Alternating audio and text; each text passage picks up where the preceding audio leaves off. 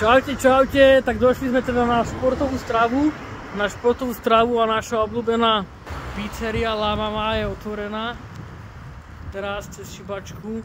Vidíme, že tu fíči aj cez Bolt, ale že aj osobne sa sem môžete prísť nájsť. Toto je úplne, že pecka, lebo ja sem chodím jesť od mala. Oni sú otvorení, tuším, od 93. roku, tak hovoril, tuším, naposledy čašník. Kedy si tí čašníci všetci ma tu poznali, robila sa tu pizza, v podstate najznámejšia skoro z celej Bratislavy. Robili sa tu aj cestoviny tu už teraz nerobia.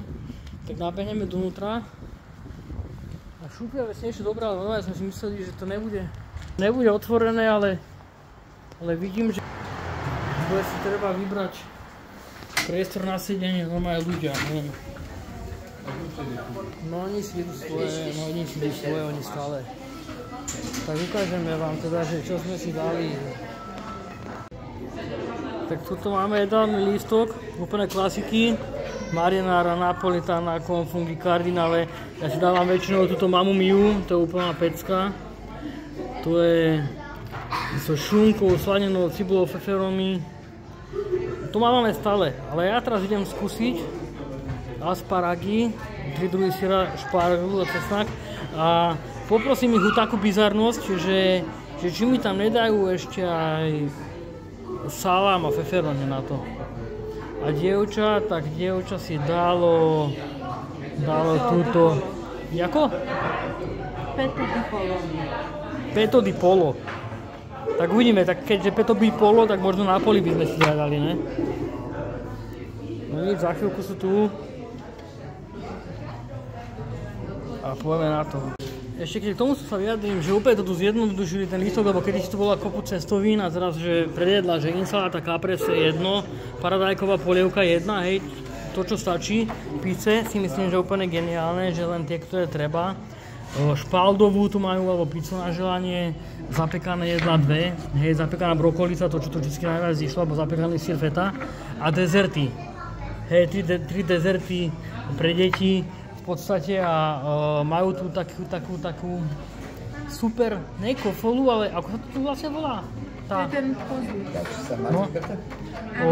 Áno, ja by som si dal asparagy, 3 druhy syra, špargla, cesnak a k tomu môžem poprosiť ešte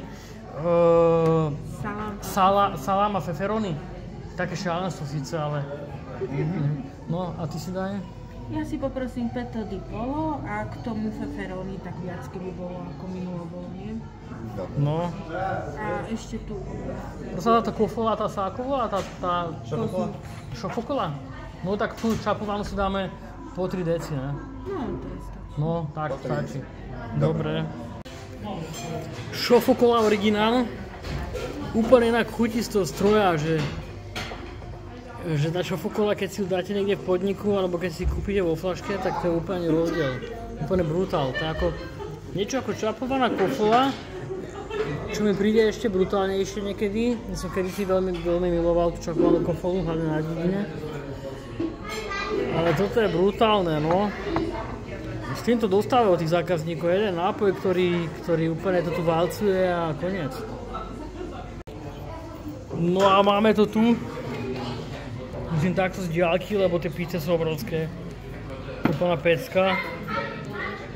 Špargla, 3 druhy syra, rukola. Ja som nie nejaký extra fanúšik rukoly, ale akože dobre. Môže tam byť salám, to je moje, a feferóny, obrovské. Si vyhoveli nám. Toto je to peto di poli, tiež úplná pecka.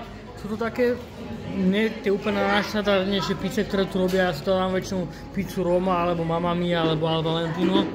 Však potom dole pod video vám hodíme nejaké tie fotky, keď sme tu boli minulé, že čo sme tu vlastne mali. No a čím je tá La Mama taká známa, že to tu robia v podstate ľudia tí istí už 30 rokov. 30 rokov robia tú pizzu a robia úplne perfektne a všetci tí fanúšikovia tieto pizzerie ju milujú a ľudia sa v rade vracajú po tie 10 ročia. Hovorím, že cesnakové okraje, chrumkavé, rímske cesto. Hej, není to neapolská pizza. Tá neapolská je taká kysnutejšia, toto je rímske cesto. A veľká aromatická, dvojnavá, krásna pizza. Takže ideme na to, dobrú chuť. No máme už skoro dojedené. Akože brutálna porcia brutálnej chutnej pizze. Dievča trošičku pomalšie však. Viete, ako to ide? Akurát som dostal od nej informáciu, že ten nôž by mohol byť trochu akčnejší, lebo ťažšie sa s ním krája. Akože mne to vôbec nevadí, mne to vyhovuje. Keď bol trošku ostrejší, alebo drevená ručka, tak to by možno, že bolo trošku lepšie. Ale tak pre mňa taká vec, že ja by som si to vôbec nevšimol.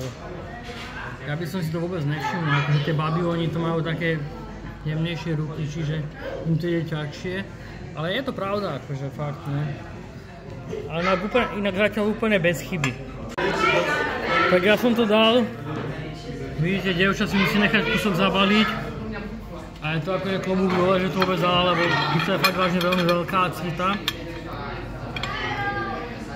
Tak si zavoláme asi obsluhu.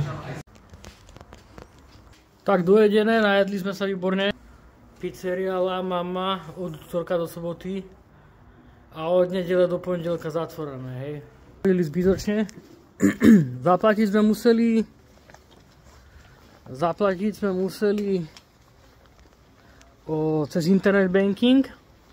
Hej, nemali teraz terminál, inak väčšinou mávajú terminál, kartou sa dá platiť v hotovosti, alebo takto teraz cez internet banking. Ale inak nehodnotím to nejako zle, je to super. V podstate bez tejto reštaurácie La Mama podľa mňa by Bratislava nebola tým, čím je. Je to jeden z tých podnikov, čo robí Bratislavou. No a nám to tu veľmi chutí. A podľa toho poznať aj, že či je dobrý podnik, že tam majú čo najviac spôsobov platby. A tuto sa vedeli tiež vynájsť, že v podstate nemáte hotovosť, máte kartu, môžete zaplatiť internet bankingom. Keby to niekto nemal, tak asi by si musel utekať niekde pre hotovosť, hej. Čo je také menšie mínus, ale akože neriešim to, pri La Mame to vôbec neriešim, lebo La Mama je taká pizzeria, že tú pizzu ste videli a asi ste cez to video aj cítili tú chuť, takže len toľko k tomu. Takže takto chválime túto dnešnú večeru a zatiaľ vám prajeme pekný večer.